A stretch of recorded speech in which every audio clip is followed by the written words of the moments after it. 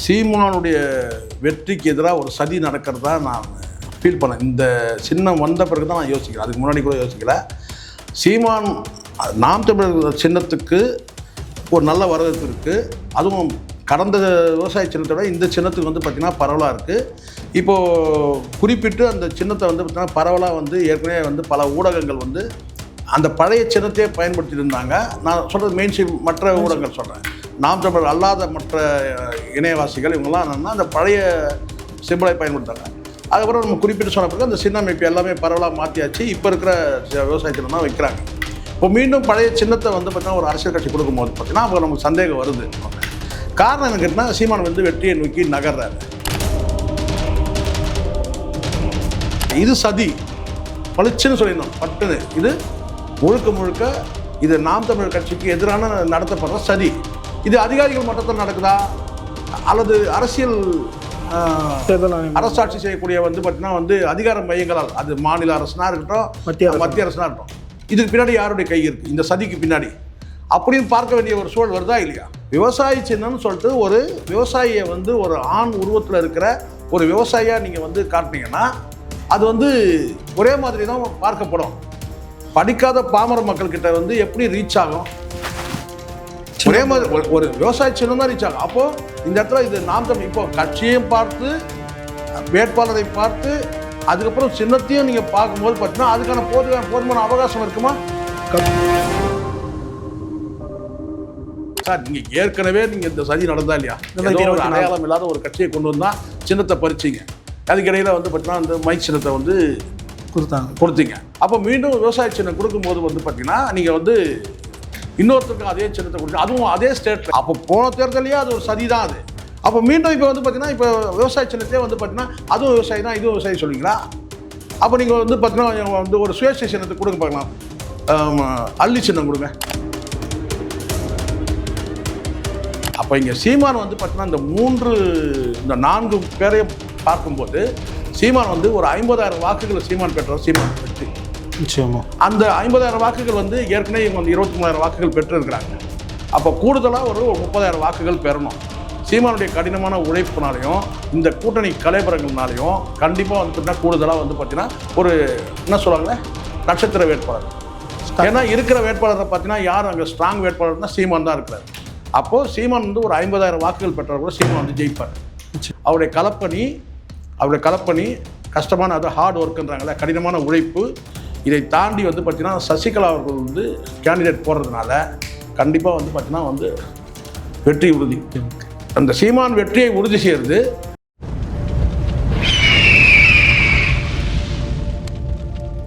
அரசியல் கருட நேயர்களுக்கு வணக்கம். இது நம்மோது இன்னும் சிறப்பு மூத்த பத்திரிகையாளர் சேகோரா ஜெய்சங்கர் அவர்கள். வணக்கம். வணக்கம் சார். வணக்கம். எப்படி இருக்கீங்க? நல்லா இருக்கேன் சார். நாம் தமிழ் கட்சியோட தலைமை உரிமையாளர் காரைக்குடியில் போட்டிடுறாரு. இது எல்லாருக்கும் தெரிஞ்ச விஷயம்தான். ஆனால் நேற்றைய தினம் அவங்களோட பழைய சின்னமான கரும்பு விவசாய சின்னத்தை தற்போது வைத்திருக்கக்கூடிய இந்திய குடியரசுக் கட்சி வந்து அங்கே போட்டியிட போவதாக சொல்லியிருக்காங்க. மக்களை குழப்பும் விதமாக பழைய சின்னத்தை வந்து மக்கள்கிட்ட வந்து பரப்பி குறிப்பிட்டு சீமானை குறி வச்சுனா இது பண்ணப்படுது, சீமானை எப்படியாச்சும் வீழ்த்திவிட வேண்டும் சொல்லி தான் மத்திய அரசு இந்த மாதிரி பண்ணுறாங்க அப்படின்ற ஒரு பக்கம் குற்றச்சாட்டு எழ தொடங்கியிருக்கு. எப்படி பார்க்குறீங்க? மக்கள் குழப்பம் அடைய தொடங்கியிருக்காங்க. இல்லை, இது இங்கே அதாவது மத்திய தேர்தல் ஆணையம் வந்து சின்னங்களை ஒதுக்கும் போது பார்த்திங்கன்னா அந்த மாநில தேர்தல் ஆணையத்துக்குன்னு சில அதிகாரங்கள் இருக்குல்ல, அந்த வரம்பு இருக்கு இல்லையா? அந்த அடிப்படையில் இங்கே உள்ள அதிகாரிகள் அது வந்து அந்த அதிகாரி வந்து வட இந்தியாவிலேருந்து வரட்டும் அல்லது வந்து இந்தியாவில் எந்த மூலையிலேருந்து வரணும் வேணாலும் வந்து பணியாற்றட்டும், ஒரு டிரான்ஸ்ஃபரில் கூட வரட்டும். ஆனால் அவங்க நல்லாவே தெரியும் ஒரே மாதிரியான சாயல் உள்ள ஒரு சின்னத்தை ஒதுக்கும்போது நீங்கள் வேறுபாட்டை சொல்லலாம். அவர் கரும்பு விவசாயி, இவர் வந்து நெல் விவசாயி அப்படின்னு சொல்லிட்டு அப்படி நீங்கள் தனித்தனியாக நீங்கள் சொல்லலாம். ஆனாலும் வந்து பார்த்தீங்கன்னா ஒரே சாயல் இருக்கும்போது படிக்காத பாமர மக்களை வந்து அது குழப்பறது தானே. இது படித்தவர்கள் தேர்வு செய்து வந்து சின்னத்தை பார்க்குறதுன்னு ஒன்று இருக்குது. ஒரு மேம்போக்காக வந்து படிக்காதவர்கள் அவ்வளோ ஆழமாக போய் பார்க்காம ஒரே மாதிரியான தோற்றமுடைய அதுதான் தோற்றம் தான் முக்கியங்க. ஒரே மாதிரியான ஒரு தோற்றமுள்ள ஒரு சின்னத்தை வந்து வாக்களிக்கும் போது எப்படி இருக்கும்? இப்போ நீங்கள் சொல்லுவீங்க கேட்டால் வந்து விசில் சின்னம் அப்படின்னு சொல்லிட்டு இந்த விசில் வேறு இந்த விசில் வேறுன்னு சொல்லி 2 விசில் நீங்கள் விசிலே ஒப்பிடுவோம் நம்ம, சரிங்களா? அப்போ அங்கே காட்சி எப்படி இருக்கும்? சூரியன் இருக்குது, உதயசூரியன்னா 2 மலைகளுக்கு நடுவில் வர்றது உதயசூரியன். நான் வரும் சாதாரண சூரியனை வந்து ஒரு சின்னமாக நீங்கள் கொடுப்பீங்களா நீங்கள்? ஆனால் எப்படி பார்க்கப்படும்? சூரியன் பார்க்கணும். என்ன சின்னங்கன்னா உதயசூரிய சின்னம். அது 2 மலைகளுக்கு நடுவில் வர சூரியனா, அல்லது 2 மேகங்களுக்கு நடுவில் வர சூரியனா, அல்லது வந்து பார்த்தீங்கன்னா வந்து வெறும் வானத்தை வரக்கூடிய சூரியன் எப்படி பார்ப்பாங்க? இதெல்லாம் சூரியன்னா ஒன்று தான். அப்போது விவசாயி சின்னம்னு சொல்லிட்டு ஒரு விவசாயியை வந்து ஒரு ஆண் உருவத்தில் இருக்கிற ஒரு விவசாயியாக நீங்கள் வந்து காட்டினீங்கன்னா அது வந்து ஒரே மாதிரி தான் பார்க்கப்படும். படிக்காத பாமர மக்கள்கிட்ட வந்து எப்படி ரீச் ஆகும்? ஒரே மாதிரி ஒரு விவசாய சின்னம் தான் ரீச் ஆகும். அப்போது இந்த இடத்துல இது நாம் தமிழ் இப்போ கட்சியையும் பார்த்து வேட்பாளரை பார்த்து அதுக்கப்புறம் சின்னத்தையும் நீங்கள் பார்க்கும்போது பார்த்தீங்கன்னா அதுக்கான போதுமான அவகாசம் இருக்குமா? கிளம்பு சீக்கிரம்னுவாங்க. இப்போ புரியுதுங்களா? இது சதி பளிச்சுன்னு சொல்லியிருந்தோம் பட்டுன்னு. இது முழுக்க இது நாம் தமிழர் கட்சிக்கு எதிரான நடத்தப்படுற சதி. இது அதிகாரிகள் மட்டத்தில் நடக்குதா அல்லது அரசியல் அரசாட்சி செய்யக்கூடிய வந்து பார்த்தீங்கன்னா வந்து அதிகார மையங்களால், அது மாநில அரசுனா இருக்கட்டும், மத்திய அரசுனா இருக்கட்டும், இதுக்கு பின்னாடி யாருடைய கை இருக்குது இந்த சதிக்கு பின்னாடி அப்படின்னு பார்க்க வேண்டிய ஒரு சூழல் வருதா இல்லையா? பொதுவான பார்வையில் தான் நான் சொல்கிறேன். நீங்கள் பானை சின்னம் கொடுக்குறீங்க சார், பானை சின்னம் கொடுத்துட்டு இன்னொன்று தவளை சின்னம் கொடுக்குறீங்கன்னு வச்சுங்க, குழப்பமாகவும் ஆகாதா? ஒரே மாதிரியே தான் இருக்கும். பானையும் ஒரு ஷேப்பில் தான் இருக்கும். அது மண் பானையாக தட்டி பார்த்தா ஓட்டு போட முடியும். அப்புறம் வேறு மாதிரி பேசணும். நான் யோசிச்சு பாருங்க. நீங்கள் இது வெண்கலமா, இது வந்து மண்பானையா பார்த்து ஓட்டு போட முடியுமா? இல்லை, பல உதாரணம் சொல்ல முடியும். இப்போது ரெட்டை இலை சின்னம் கொடுத்துறீங்க சார். நீங்கள் ரெட்டை இலைன்றது வந்து இந்த பக்கம் ஒரு இலை, அந்த இலையில் வந்து பார்த்தீங்கன்னா இது ரெட்டை இலையிலேயே இது வந்து இது மா இலை, இது வந்து பார்த்தீங்கன்னா தென்னை இலை அப்படி சொல்லுவீங்களா நீங்கள்? ரெட்டை இலைன்னு காட்டினாலே அது பார்வை எப்படி போகும் சார்? இல்லையா? இப்போ தாமரை இருக்குது சார், தாமரைனா எப்படின்னு தெரியும். தாமரைக்கும் ரோஜாக்கும் வித்தியாசம் இருக்குது. இலையில் எப்படி வித்தியாசம் வரும் நீங்கள் சொல்லுங்கள்? இது அரச மரத்து இலையா இல்லை வேப்ப மரத்து இலையா? இலையில் எப்படி சொல்ல முடியும்? ஏன்னா ரொம்ப சிறிதாக இருக்குது. இப்போ ரோஜா கூட பார்த்தீங்கன்னா சில நேரங்கள் வந்து தாமரைக்கும் ரோஜாக்கும் வித்தியாசம் இருக்குது. தாமரை கொடுத்துட்டு அள்ளி கொடுத்துறீங்க, எப்படி சார் இருக்கும்? ஒரே மாதிரி. இது தாமரை சின்னங்க, இது அள்ளி சின்னம். ரெண்டும் பாருங்கள் ஒன்றா தான் இருக்கும். பிளாக் அண்ட் ஒயிட் வரும்போது ஒரே மாதிரி ஒன்றா தான் சார் இருக்கும். இதே ரோஜாக்கு வித்தியாசம் இருக்கும், கொஞ்சம் சின்னதாக இருக்கும், கொஞ்சம் நீட்டாக. அப்போ நீங்கள் இந்த விவசாயின்ற அந்த சின்னத்தை விட்டுட்டு விவசாயம் குறித்து வேறு ஏதாவது ஒரு எம்பளத்தை போடுங்க. இப்போ உதாரணத்துக்கு ஏர் உழுதுட்டு அந்த வந்து பார்த்தீங்கன்னா அந்த மெட்டீரியல் மட்டும், அதை நான் சொல்ல காம்பனன்ட் மட்டும், நான் சொல்கிறது எதுனா பொருட்கள் மட்டும், விவசாய பொருட்கள் ஏதாவது காட்டுங்க, மண்வெட்டி காட்டுங்க. அப்போ நம்ம கிளைம் பண்ணால் சொல்லலாம், ஏங்க அது விவசாய சின்னம், இது மண்வெட்டி சின்னம், இது போய் நீங்கள் கனெக்ட் பண்ணிங்களான்னு கேட்பீங்க. ஆனால் இதுலேயும் ஒரு ஆண் வந்து ஒரு விவசாயியை காட்டுறீங்க, இதுலேயும் ஒரு விவசாயி காட்டுறீங்க. அது இல்லாமல் பழக்கப்பட்ட ஒரு சின்னமாக வேற இருந்தது. அதுதான் நான் சொல்கிறேன் சார். நீங்கள் ஏற்கனவே நீங்கள் இந்த சதி நடந்தா இல்லையா? ஒரு அடையாளம் இல்லாத ஒரு கட்சியை கொண்டு வந்தால் சின்னத்தை பறிச்சிங்க. அதுக்கு இடையில் வந்து பார்த்தீங்கன்னா அந்த மைக் சின்னத்தை வந்து கொடுத்தீங்க. இப்போ அந்த மைக் சின்னத்தையும் அப்படி அந்த மைக் ஒன்று அதையாவது மெயின்டைன் பண்ணியிருக்கணும். அப்போ மீண்டும் விவசாய சின்னம் கொடுக்கும்போது வந்து பார்த்தீங்கன்னா நீங்கள் வந்து இன்னொருத்தருக்கும் அதே சின்னத்தை கொடுத்து, அதுவும் அதே ஸ்டேட்டில். இப்போ உங்களுக்கு ஒரு சின்ன உதாரணம் சொல்ல பாருங்க சரண். சைக்கிள் சின்னம் எங்கே வருது கேட்டிங்கன்னா வந்து ஆந்திராவில் கொடுத்துருந்தாங்க. இது இருக்குல்ல, இப்போ ஆமாம், நம்ம இங்கே தமிழ் மாநில தமிழ்நாட்டில் கொடுத்தாங்கம்மா. ஆந்திராவில் வந்து பார்த்திங்கன்னா இவங்களோட சின்னம் அதுதான். யார்? என்டி ராமராவ் சின்னம் இருக்கிறா, தெலுங்கு தேசம் சின்னம் வந்து சைக்கிள் சின்னம் தான் கொடுத்தாங்க முதல்ல. ஸோ வந்து அதுக்கு பிறகு பார்த்திங்கன்னா இங்கே தமிழ் மாநிலம் இப்போ ஒரு ஸ்டேட் விட்டு ஸ்டேட்டு கொடுத்தீங்கன்னா கூட அது குழப்பமாகாது. ஆனால் ஒரு தேசிய அளவில் ஒரு போட்டியிடக்கூடிய கட்சிகள் நீங்கள் அப்படி கொடுத்தீங்கன்னா அவன் என்ன செய்ய வீம்புக்குனாலும் தமிழ்நாட்டில் போகணும். அப்படி தான் வந்து அந்த ஒரு கட்சி, அது பேர் கூட வராத ஒரு கட்சி, ஏதோ பாரதிய ஏதோ ஒரு கட்சி ஒன்று கொடுத்துருந்தாங்கல்ல, சரிங்களா? அந்த கட்சி அடையாளமே கிடையாது. ஆனால் அது விவசாய சின்னம் அது கொடுத்துட்டு மைக் சின்னம் மாற்றினாங்க. அப்போ போன தேர்தலையே அது ஒரு சதி தான் அது. அப்போ மீண்டும் இப்போ வந்து பார்த்தீங்கன்னா இப்போ விவசாய சின்னத்தையே வந்து பார்த்தீங்கன்னா அதுவும் விவசாயி தான், இதுவும் விவசாயி சொல்லுவீங்களா? அப்போ நீங்கள் வந்து பார்த்தீங்கன்னா வந்து ஒரு சுயேட்சை சின்னத்தை கொடுங்க பார்க்கலாம். அள்ளி சின்னம் கொடுங்க. தாமரைக்கும் அள்ளிக்கும் பெரிய வித்தியாசம் கிடையாது. ஸோ இதெல்லாம் குழப்பறது மக்களை வந்து பார்த்தீங்கன்னா இந்த சின்னங்கள் மூலமாக வந்து பார்த்தோன்னா வந்து வாக்குகளை வந்து சிதற வைக்கிற சதி தான் இது. ஏன்னா ஏற்கனவே அங்கீகாரம் பெற்றதே உங்களுக்கு ஒரு அதிர்ச்சி தான். அடுத்தது வந்து பார்த்தா வந்து அடுத்த இலக்கு அடைவாங்கன்னு சொல்லி அதுக்கு வந்து ஒரு முட்டுக்கட்டை எப்படி போடலான்றது தான் ஏற்கனவே இங்கே ஒரு சனியை முட்டுக்கட்டை. எது? விஜய் தான் நான் சொல்கிறேன். தாவேக்காவே வந்து பார்த்தீங்கன்னா நாம் தமிழுக்கு முட்டுக்கட்டை. ஏன்னா நாம் தமிழ் கட்சியில் இருக்கிறவங்கன்னா சொல்கிறதுக்கு தயங்குவாங்க. எனக்கு தயக்கம் கிடையாது. உள்ளபடியே வந்து பார்த்தீங்கன்னா கமலஹாசன் எப்படி ஒரு முட்டுக்கட்டையாக இருந்தானோ அதே தான் இவனும் முட்டுக்கட்டை. இதுலேருந்து மீட்டு எடுக்கிறதே பெரும் சவாலாகிடுது. அப்புறம் எங்கே 2 திராவிட கட்சிகளை வந்து மோதுறது? 2 திராவிட கட்சியில் வந்து பார்த்தீங்கன்னா வந்து மோதும்போது தான் இப்படி ஒரு நெரட்டிவ் வராமல் தடுக்கிறாங்க. அதாவது டிஎம்கே வெர்சஸ் என்டிகே அப்படி ஒரு நெரட்டிவ் வந்துடக்கூடாது.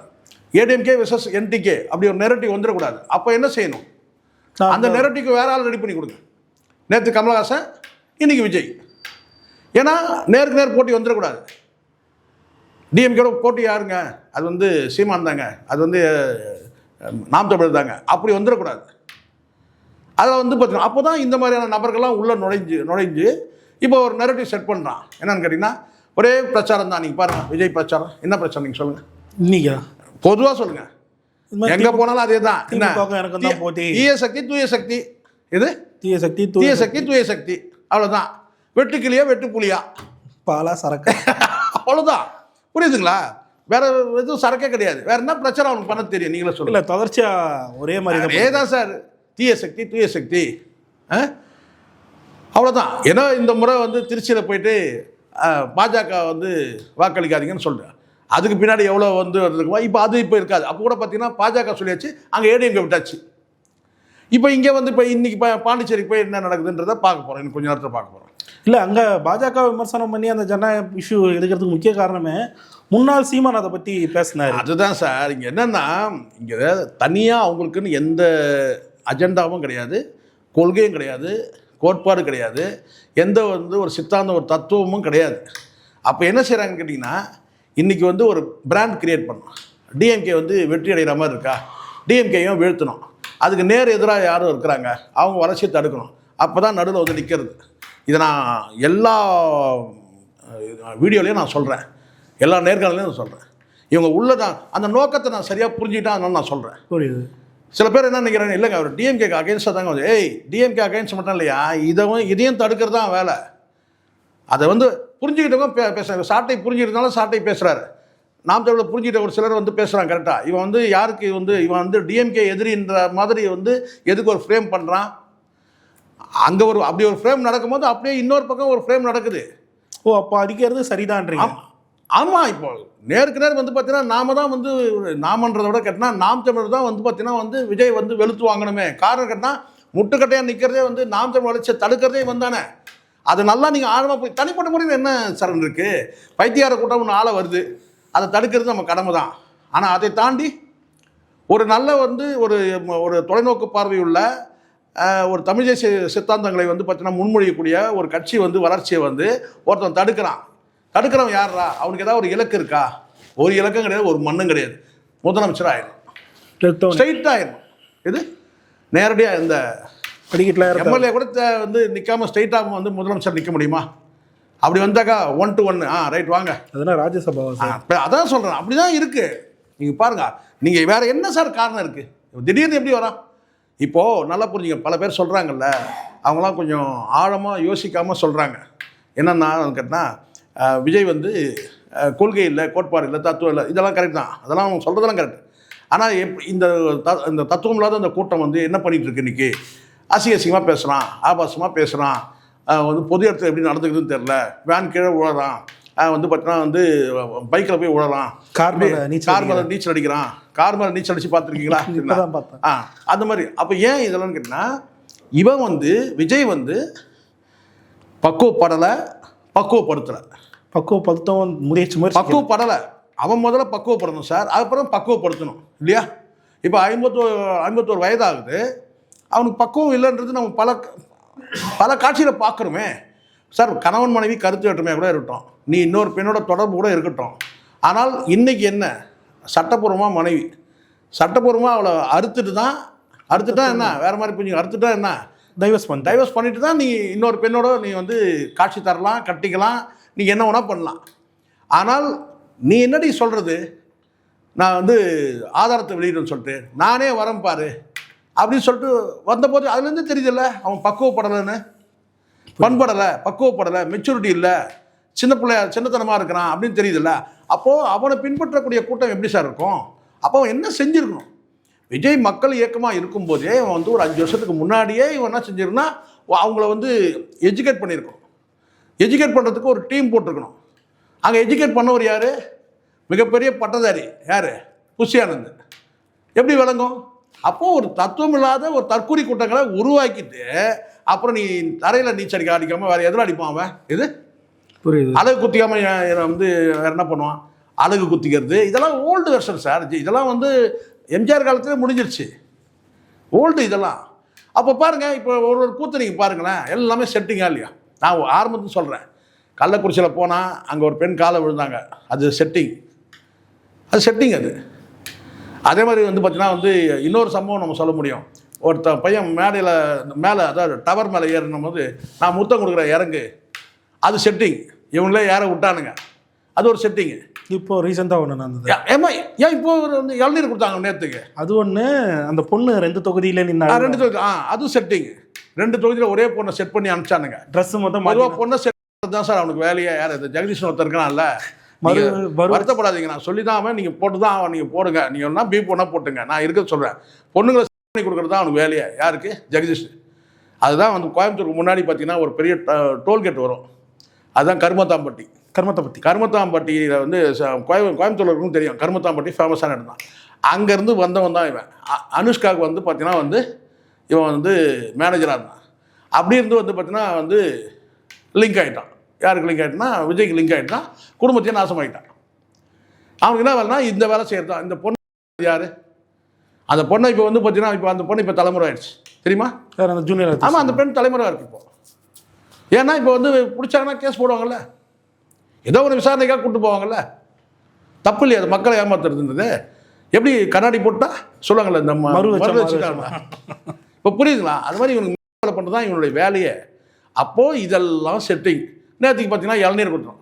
உடனே ஒருத்தன் சொல்கிறான், யார் நீங்கள் பேச போட மாட்டீங்க அந்த புறம் அந்த சொல்லிட்டு, விஜய் எச்சரிக்கையாக இருங்க, அதில் விஷம் கலந்துருக்க போகுது இளநீரில். இதுக்கு முன்னாடி இந்த சீன்லாம் வந்து இவன் போட்டான். யார்? ஆந்திராவில் சிஎம் இல்லை, ஜெகன்மோகன் ரெட்டி. ஆமாம், சிஎம்மாக இருந்தவர் ஜெகன்மோகன் ரெட்டி இல்லை, இவர் பவன் கல்யாண் துணை. ஆமாம், துணை முதலமைச்சர். அவரே அந்த சீன்லாம் காமிச்சார், இளநீர் எடுத்து வந்து கொடுக்குறது. இதெல்லாம் நீங்கள் ரொம்ப தெலுங்கு ரீமேக், தமிழ் நல்லா ஒன்று புரிஞ்சுங்க. படத்தை தான் நீங்கள் ரீமேக் பண்ணுறீங்க. வந்து அவர் பாலையா படத்தை தான் ஜனநாயகம் ரீமேக் பண்ணீங்க. அரசியல் கூட ரீமேக் பண்ணுவீங்க. நான் கேட்குறேன், இதெல்லாம் ரொம்ப ஓல்டு. வந்து உங்கள் ஏஜுக்கு ஒன்றா இதெல்லாம் வந்துக்கலாம். நாங்களாம் எம்ஜிஆரே பார்த்தோம்டா. எம்ஜிஆர் கிழவிகளை வந்து கட்டி குடிப்பார். நீங்கள் நினைப்பீங்க எம்ஜிஆர் வந்து பாட்டியெல்லாம் கட்டி பிடிச்சாங்க. அந்த பாட்டிக்கே எம்ஜிஆருக்கும் ஒரே வயசு வந்து எங்களுக்கு தான் தெரியும். எப்படி எந்த பாட்டியை கட்டி பிடிச்சாரா எம்ஜிஆர்? நீங்கள் தயங்காமல் போடுங்க, பதிவு பண்ணுங்க. ஒன்று, எம்ஜிஆர் எந்த பாட்டியை கட்டிப்பிடா, அந்த பாட்டிக்கும் எம்ஜிஆருக்கும் ஒரே வயசு சார். அது எப்போ எங்களுக்கு தெரிஞ்சுது? புரூக்லின் ஹாஸ்பிட்டலில் எடுத்து போய் எம்ஜிஆர் படுக்க வச்சாங்க பாருங்கள். அப்போ எம்ஜிஆர் தொப்பியை கட்டிட்டார். இது கருப்பு கரடி காட்டியாச்சு. அப்போ தான் பார்த்ததுன்னு கேட்டால், ஐயோ இவர் தாத்தாவாக இருக்கிறாரு, எங்களுக்கே தாத்தா எம்ஜிஆர். நான் சொல்கிறது புரியுதுங்களா? ஆனால் அந்த டைமில் நாங்கள் எப்படி தான் நினச்சோம், எம்ஜிஆர் இளமையாக இருக்கார், கலைஞர் தான் வயசானவர், கலைஞர் வயசானவர். எம்ஜிஆர் வந்து அப்புறம் தான் தெரிஞ்சுது, எம்ஜிஆர் இறந்த பிறகு தெரிஞ்சுது. எம்ஜிஆர் வந்து பார்த்தீங்கன்னா கலைஞரோட 10 வயசு பெரியவர். 10 வயசு. நாங்கள் என்ன நினச்சிருந்தோம், இவர் கலைஞருடைய அந்த அந்த சொட்டத்தலை கண்ணாடி இதெல்லாம் பார்த்து எம்ஜிஆர் வந்து எங்கள் யூத்து அப்படின்னு நினச்சோம். அப்புறம் தான் உண்மை தெரிஞ்சது என்னன்னா, எம்ஜிஆர் கட்டி பிடிச்ச கிழவிங்க அத்தனை பேருக்குமே எம்ஜிஆருக்கு சமமான வயசு. ஸோ இதெல்லாம் நாங்கள் அந்த காலத்திலே பார்த்துட்டோம். இந்த படத்தெல்லாம் திடீர்னு வண்டியை விட்டு இறங்குறது, இது ரிக்ஷாக்காரங்கிட்ட பேசுறது, அதுக்கப்புறம் டீ கடையில் போய் டீ குடிக்கிறது, இதெல்லாம் பழைய ரொம்ப ஓல்டு வெர்ஷன். இதெல்லாம் ஒருத்தர் வந்து பார்த்தீங்கன்னா வந்து ஆரத்தி எடுக்கிறது. நீங்களே சொல்லுங்கள் சார். இப்போ எனக்கு ஒன்றுமே இல்லை சார். எங்கள் வீட்டுக்கு வந்து பார்த்திங்கன்னா ஒரு குறிப்பிட்ட ஒரு பகுதியில் இருக்கும்போது மெயின் ரோட்டில் வந்துட்டு இருக்கிறவங்க கிட்ட வந்து சொல்லிட்டாங்க, வந்து இது உள்ளே தான் வந்து ஒரு சேகர் வர போகிறாரு, மீடியா பர்சன் சேகராக இருக்கிறாரு, அவர் வீடு இருக்குதுன்னு சொல்லிட்டாங்க.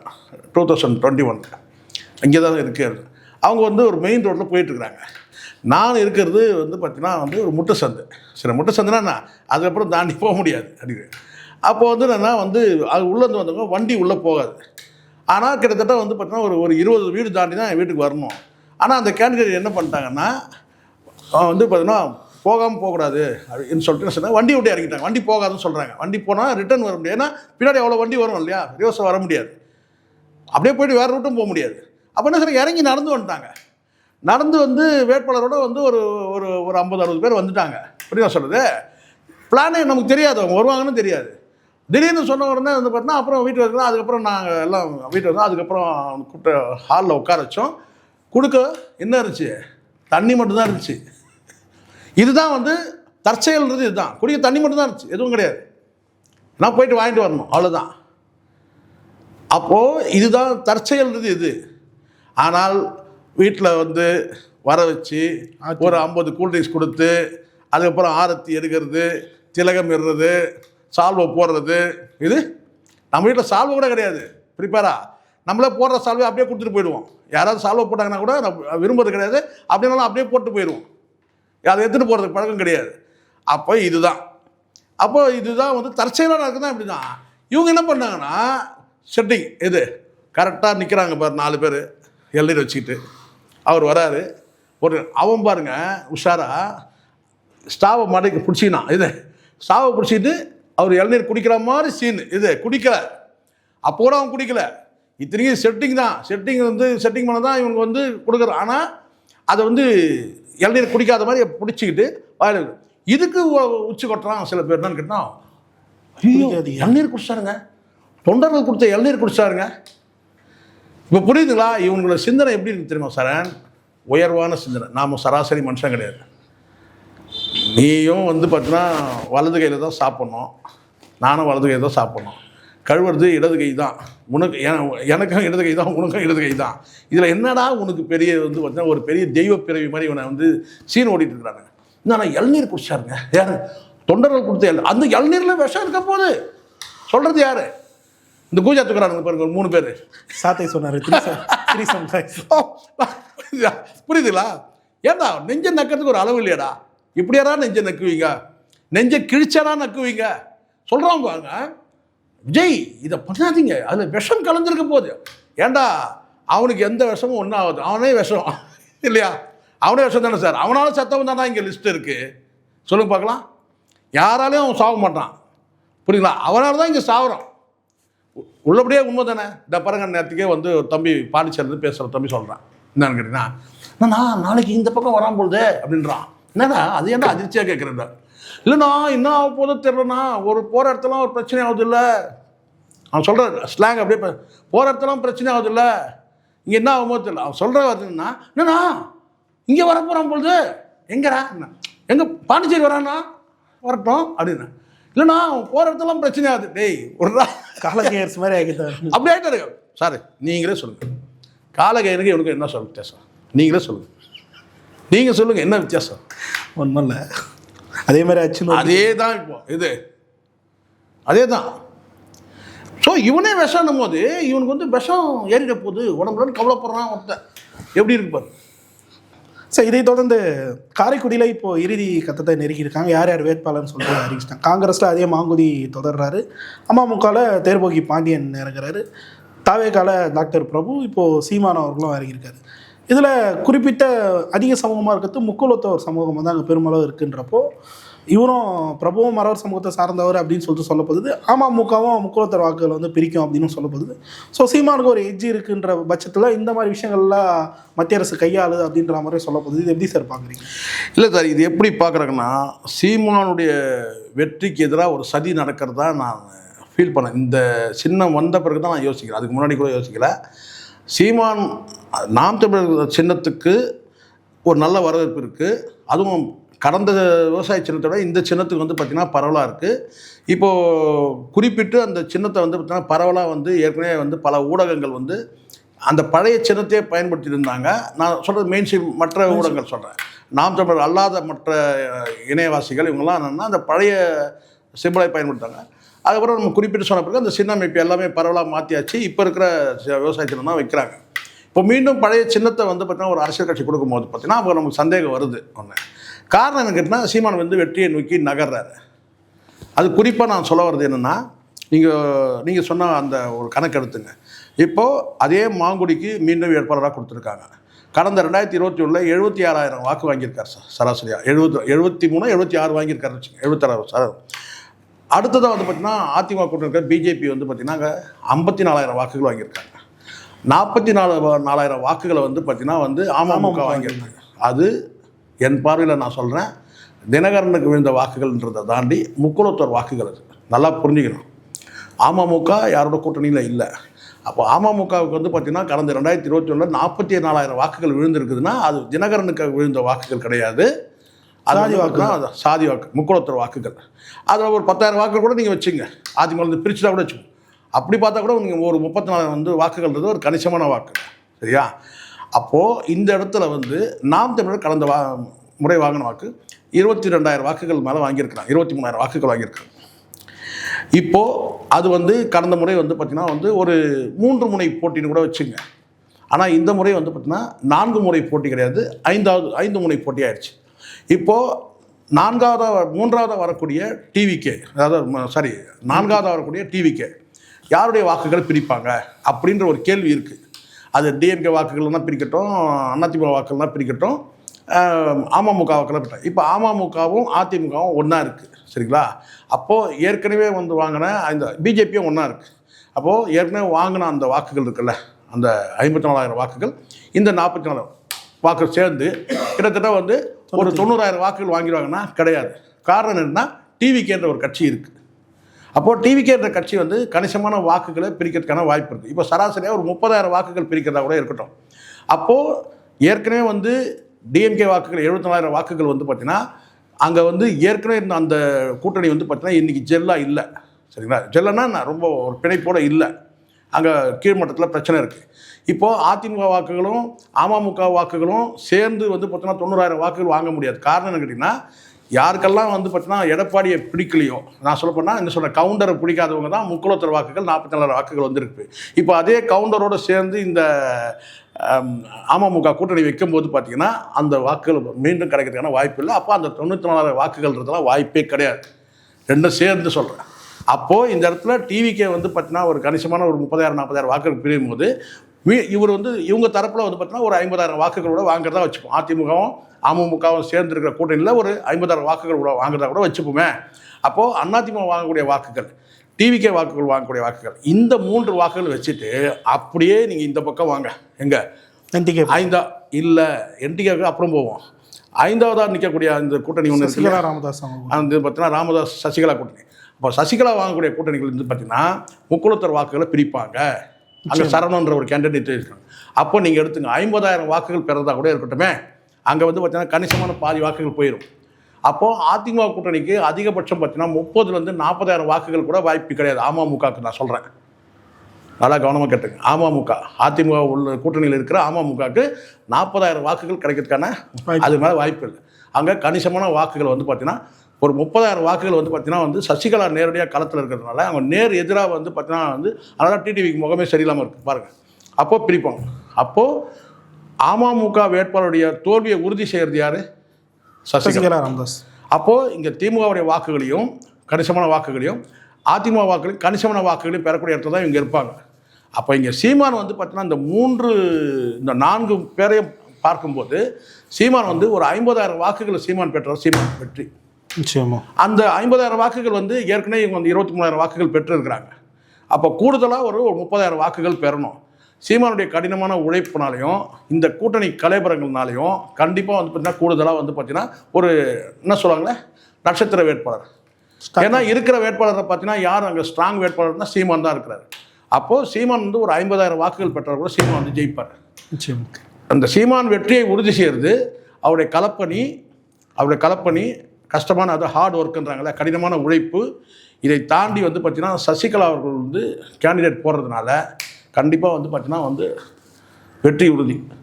இதுதான் கணக்கு. பொறுத்து வந்து பார்க்கலாம். ஓகே சார், பல்வேறு கேள்வி தெளிவாக ஆரம்பிச்சு நேரத்துக்கு நன்றி சார்.